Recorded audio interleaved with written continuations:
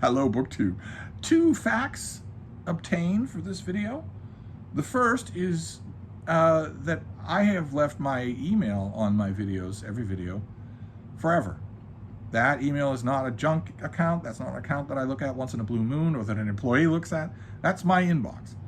I look forward to hearing from all of you on any kind of subject in the world. I love it. I invite it.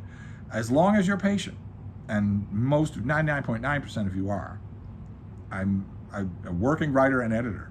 So yes, that email is my email from my inbox, but you're not the only person who is in that inbox. It fills all the time. It fills. So you got to be, I can't always respond immediately and emphatically to anything that you write. I might need a little time. And a lot of you, most of you, the huge majority of you are also understanding about work. I'm not only a working writer and editor, but writing and editing is my work. So if you send me a 5,000 word email, you are asking me to work. You might not think it that way, but you are. That's not how email is supposed to work, and I don't think that's how email is supposed to work, and certainly not how my email works. And naturally, the thing that sticks in your mind is the one or two egregious examples of people just not knowing that anyone else is alive in the world other than themselves, just not knowing that at all. The egregious examples where someone will send me a 5,000 word email and I will respond to the first question in paragraph 1 and say, great to hear from you. When it comes to this particular subject, here's what I think. Fire that email off, and the person will write back and very patiently nudge me to the second question, and then the third question. And there have been a couple of times over the years, I've been doing this for years, I'm now in email correspondence with hundreds and hundreds of you, which is great, absolutely great. But over the years, there have been a couple of times where I've said, well, okay, that's the third reminder that you've given me about some part of your original email that I didn't get to, and that's starting to feel like an exam you're grading, and that had better not feel that way, because you'll never hear from me again if I get that impression. If you're not emailing me as one friend to another, then don't bother to email me at all. Don't email me as a student who needs to cover all of his homework in order to get a passing grade, and don't email me as Factboy either. It would be great if we could cover that, as long as I'm belly aching ahead of time. Don't email me as Factboy. Don't write and say, hey, how many different translations have there been of the cherry orchard or something like that? You can look that up, same as I can. And most of you, as I say, 99.9% of you, perfectly okay with that. And as a result, we've been in email contact for years, which is great. That's fantastic. That's one fact, that I leave my email on every video and encourage you to write to me. And the other fact is that I recently had a house guest. David Murphy, late of BookTube fame, came over for a long weekend.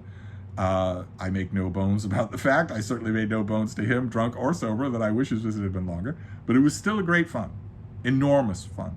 Fun that would be a little difficult to describe, but still, enormous fun.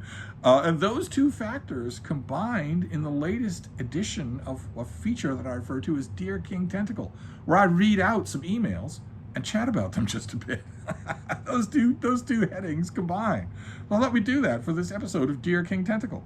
Email number 1 is, I've been missing your videos. I got a lot of emails to that effect. I've been missing your videos, including your weather reports.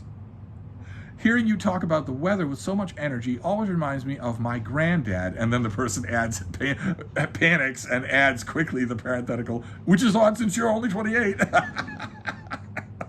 Our weather service here in Saskatchewan mentioned that Boston is heading into a heat wave. Please take care of baby Frida. Baby Frida is right over there, and yes, we are. Today is the first day, I swear. I saw all that data. I saw that it was coming, and until late last night, maybe even early this morning, I just didn't feel it. I didn't believe that it would happen. Even though I knew there's no chance that it won't, I just didn't feel it.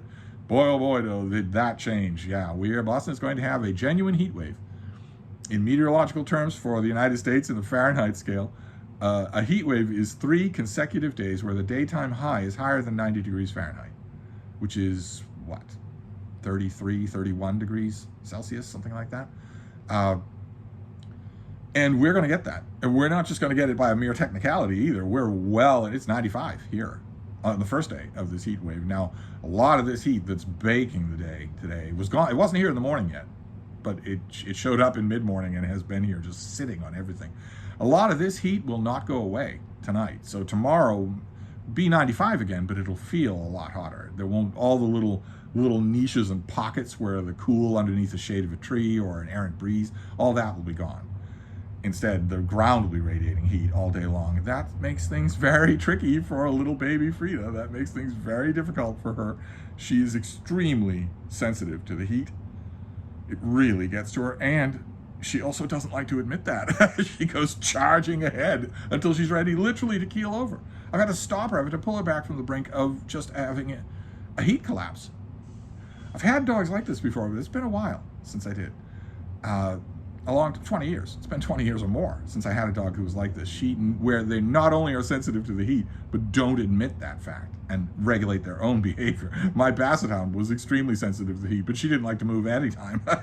But it's difficult, not only because, I mean, obviously we have to take much shorter walks.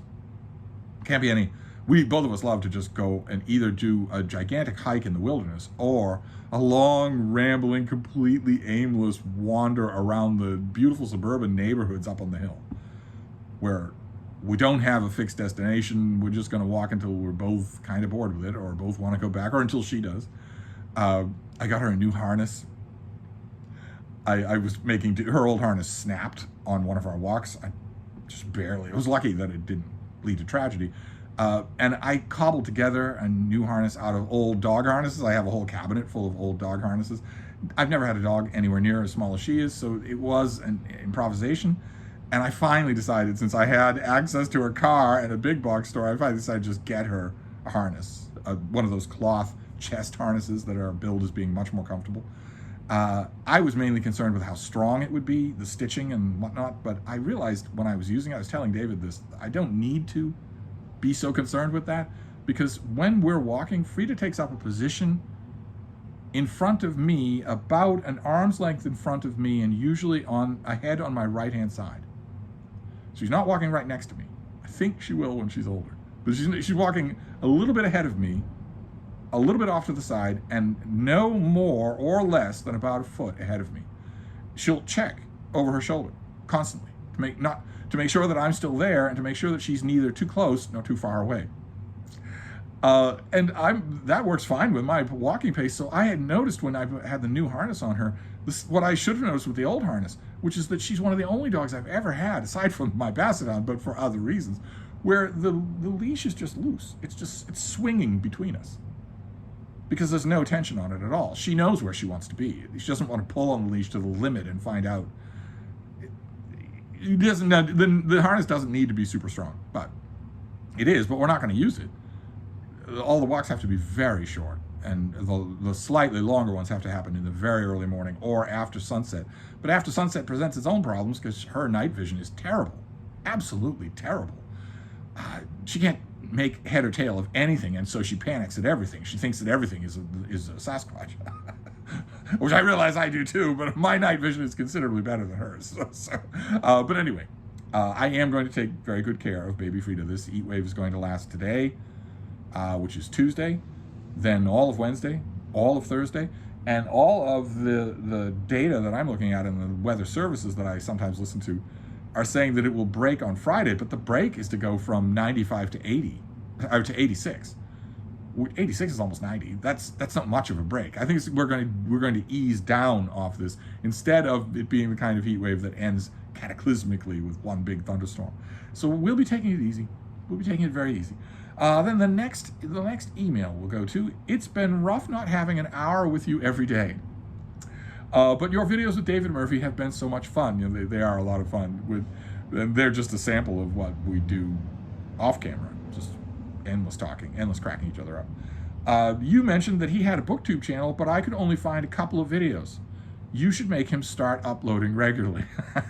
Well, yes, it's true. He had a BookTube channel, did a lot of videos, and then for some unaccountable reason, he nuked it.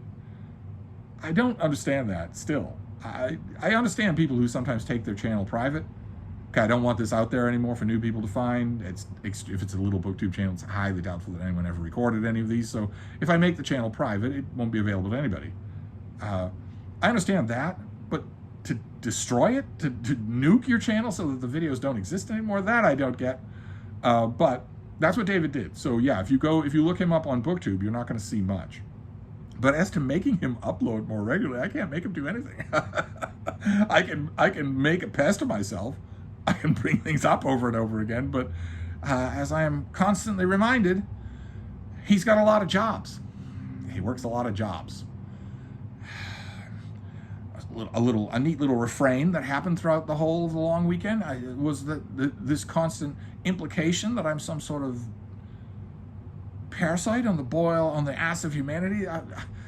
My work is all intellectual, spiritual. I don't go off to a job. But considering the awe that I feel towards so many of the rest of you who have jobs and kids and lives, commitments of all kinds, still manage to make regular videos, that's incredible. Most of you have only one job, I would imagine. David has a number of different jobs, so he probably doesn't have a lot of time to do that. And the time that he has, I think he's mentioned that he gets the stereotypical weekend off from everything, from all his jobs. I imagine that on that time, he probably wants to kick back and just relax instead of making videos. I will certainly raise the suggestion. And then the third email was my favorite email, the reason that I'm on camera today right now. When you don't make videos, I start moping. I mentioned a couple of times, I mentioned over years, when I have a guest, I don't feign my hospitality. My hospitality is real. You can ask anyone who has come to Hyde Cottage. They felt welcome.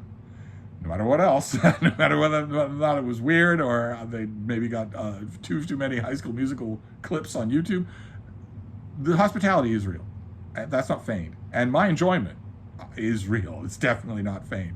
It might seem on the surface like anybody could feign that. And friends of mine over the decades have always said, it's lucky that you don't have a tail, because it would give the game away. People would know right away that you're wagging your tail, that you mean it. But my hospitality is not feigned. So when I have a great time with a guest, I don't want them to go. And when they go, I tend to mope. And that tends to mean fewer videos and maybe more somber videos. And I've mentioned that in a couple of videos. I've actually mentioned that for years. And one person wrote and said, when you don't make videos, I start moping. All right, well, message received. So there you go. That's Dear King Tentacle. For now, the weather, the long weekend visit that is now in the rearview mirror, and I miss it. I miss him. I wish he was still here. And also making videos, which I realize that I am not back to form. We were having regular conversations over regular items, all sorts of 4 BookTube events that I'm involved with. And 2 of those are June only, so I really need to go back to Dune in June and June on the Range. Book Trek and Summer Sport, those are all summer long, so I really need to go back to at least the June things. That's not going to be today.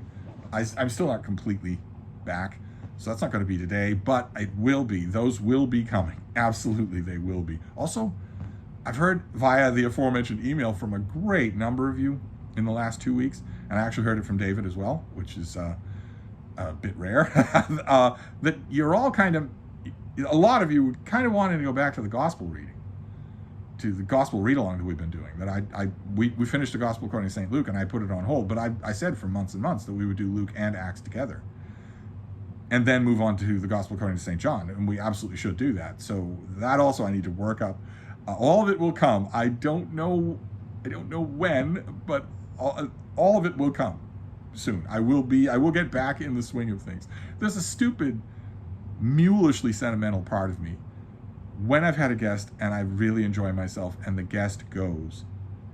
There's a mulishly sentimental part of my brain that thinks if I don't return back to my old routines, they might come back right away. They're going to come back anyway. And they're not going to come back right away, no matter what, because they've got lives of their own to lead. And so that's just stupid. It's like a little kid saying, I'm going to hold my breath until I get my way. So I'm going to ease back into my normal routine of BookTube videos. I'm going to ease a little bit quicker with the June specific events. I don't want to let those down. But we will be talking. I will be back. Thank you, BookTube.